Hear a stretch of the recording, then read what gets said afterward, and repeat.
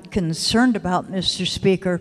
This bill would repeal the HCDA, its authority over the Kakaako area.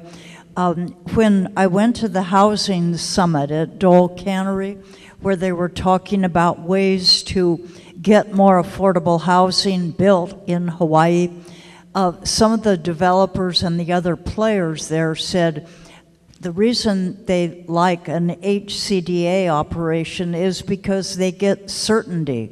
It's not like going before a city council where yes, maybe, and then no, and then yes, you get it, and then we'll take it away. They said when you get the certainty, they can take that to the banks, they can get the funding, they can get the housing projects up.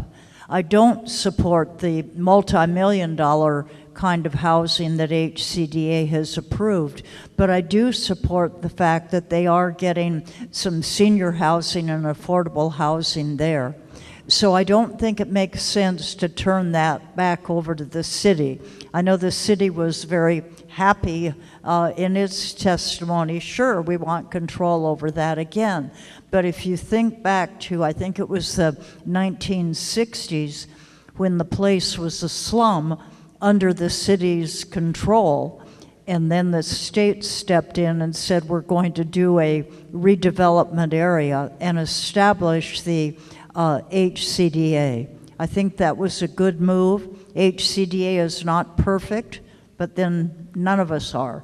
And so I'd like to see HCDA continue with guidance from the legislature, but not to dismantle it or take away their authority. Thank you. Thank you very much. Well, the other thing I'd like to note, they have a new executive director, and this young man came in and sort of didn't really know how to answer questions.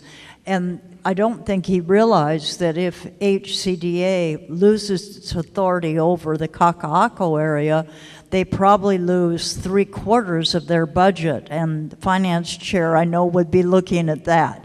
That would be money that would be able to be used for other purposes.